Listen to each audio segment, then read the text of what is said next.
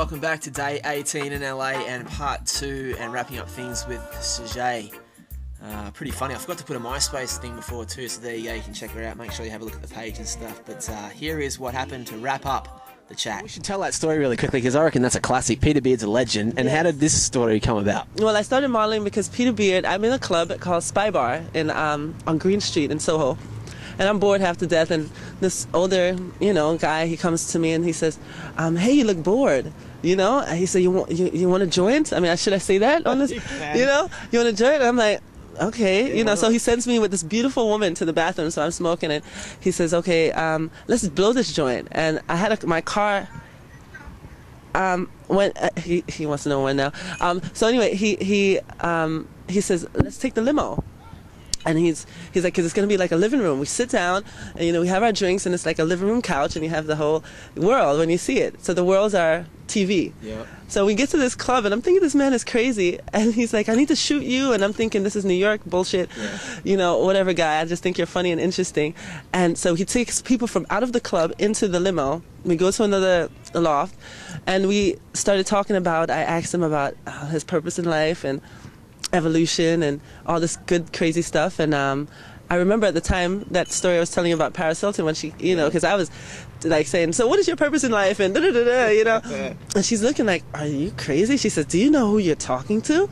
I said, well, does he know who he's talking to? Exactly. And he was just an amazing guy. And like about a week later, no, actually the next day, he gave me his book, and he says, come and come to my book signing. But I had such a hangover the next day, so I said, okay, I'm going to go. But when I get there, I saw this line all the way around the corner. Yeah. Are you kidding? My head is about to spin. And so I said, I'm going to walk to the front of this line, and if he acts like he doesn't know me, then I'm going to put his book down and go home and sleep. Yeah. So I get to the front, he's like, Ozai, and I sat next to him, and he says, listen, come to my gallery, which is called The Time Is Always Now at the time. And I get there like a few days later, or maybe a week later, and I was late. And I was, I was like, the Holland Tunnel was crazy. I run in and I said, I'm sorry, Peter, I'm so late. And he says, you're never late. Time is always now, just in time for some grass. And he hands me a joint. You gotta love Peter. So, and then he showed me an article from British Vogue, and it was an article, he couldn't even spell my name correctly. It was like, the new Iman, and, discovered by Peter Beard, and the Spy Bar, and I started modeling from there. That's awesome. Yeah. Amazing how stories happen, right? Yeah, I love it. I love him. He's an amazing man. Continue on with the randomness across the road, right? Yes. We're going Let's do it. Let's do it. Yeah, so we stopped filming and went across the road to, I think, Rowan Marley's apartment, and Ozai was there. It was pretty cool. Pretty fair to say there was some great reggae going around, and we sat down and filmed this chat. Reggae on. Game on. Here with Ozai. How you doing, buddy? Yeah, man. It's good to meet you. Man, I make a show about stories, and you were just talking before about coming out here to America. How long ago was that? Well, you got a couple different times I come here. Okay. First time I was talking about was back in 81. Yeah. Right. You know what I mean? My first time here as a child with my dad. Okay. My brothers and sisters, that's like traveling the world, you know what I mean? Nice, man. I was also asking the Ozai in the park about, like, growing up in the island and stuff like that. How would you explain that to people out there? What must be a pretty cool lifestyle? Yeah, man. Well, it's natural and beautiful, It's like, it's a natural way of life. You live off the earth, you know what I mean? Compared to people here in America who depend on everything mechanical and digital, you know what I mean? Yeah. In Jamaica, we make the fire, we plant with food, you know what I mean? Right. Let's live naturally, Yes, man. We live off of the earth. We don't need car and gas and all them things there. Okay. You know what I mean? We just make all our own music. I was asking too, like, people live in their stories, and I love asking people who live their passions and dreams, like what their dreams are and stuff. So, what was your passions? Well, music, one of the main passion, you know what I mean? But with our different skills, you know what I mean, take us different avenues of life, you know what I mean, such as like my nutrition, you know what I mean, I do nutrition, yeah. So I like, you know what I mean, I get the advantage to work with, like, you know what I mean, several different famous people in the industry, sports and entertainment. Right. Okay. Yeah, man. Yeah. And so, was that something you always wanted to do? Well, you know, it's not something like, music was one of the main things that I've always wanted to do.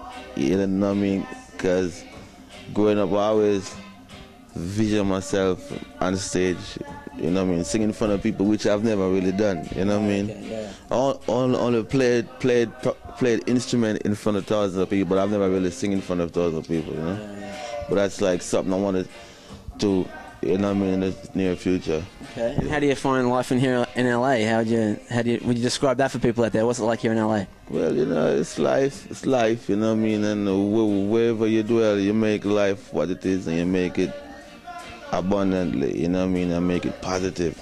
Yeah. You know, but LA is a place where, you know, it's a place where you can go skiing in the evening and go surfing later on, you know what I mean? It's the only place in America where you go skiing and then you go surfing. So, you know, the weather is airy compared to the east, you know what I mean? But not like Jamaica. Jamaica is the best, you know what I mean? Okay. This is my home.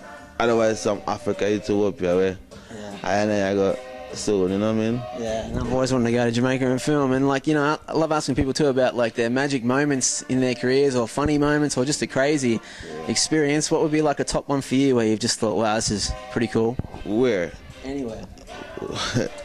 Well, my craziest, well, you know, my nicest, my most airiest experience here in America, especially in the West Coast, is being up in Humboldt County. Being up in Humboldt County, being up north, you know what I mean? Up in like where all the best high grade, where they got reggae on the river. They got reggae rising there, you know what I mean? I'm coming there this year. So, you know what I mean? Hopefully one day I perform on reggae on the rising, you know what I mean? But it's a beautiful place, the mountains and the herb is airy. Remind me of Jamaica, but not even 20% close to Jamaica, you know what I mean? Jamaica is the best, you know? What's the vibe like there with young people? Like, I love asking people too about advice they'd have for young people, particularly chasing dreams, you know, chasing things they want. What would you say to someone out there, a younger person, if you could speak to yourself 20 years ago? What do you reckon you'd say if you could, about having a crack? Well, you know, like, I tell the young people, you know what I mean, just beware of false prophet out there who come to mislead them, you know what I mean? You know, because, like, in the industry, you know what I mean, young youth listen to the artists, listen to the music, you know what I mean, and they follow the example of what artist does, you know what I mean? So if the artist portraying, like, an old illusion of bling bling, you know what I mean, and the rare, the funny, you know what I mean, the fast life, the fast lane. So kids out, you know what I mean, they portray, they get, like, a wrong way of life. It's not all about material, you know what I mean? So it's about living right and, you know what I mean, achieving what you need daily, you know what I mean? Not overnight or take the wrong road for it, you know what I mean? Just be positive and, like, learn from the wise prophets, you know what I mean? Yeah. Not from the false prophet. Yeah. And you got a lot of false prophets in the music industry. Well, they make money, right? Yeah, it's just all about money. And it's not about teaching the children the right, you know what I mean? Because music, if you know what I mean, like, music is from Psalms of David. King David said, you know what I mean, blessed are the musicians, you know what I mean? And so the musicians and the singers are like teachers. You see what I'm saying? So if them not teach right, them not gonna last long. You see what I'm saying? And check it, you know, you got Bob Marley, like reggae music is the only music right now that's like teach the people or even speak for the people. You know, you find like few hip-hop artists might be talking for the people, but you don't really hear about them. You see what I'm saying? Because they don't really want the real message to get out. You know what I'm saying? Yeah, okay, man. Well, it's great to really randomly meet you up here. Yeah, man. Great to meet you, buddy. Thank you for the chat. That's it. Yeah, man. Respect, man. Respect. See, let's watch out. You know, listen out soon for Ozai. So man said, coming out. Check me out on Prince Ozai at MySpace. PRINCEOZI at MySpace. Oh, dude, we'll get that there for sure.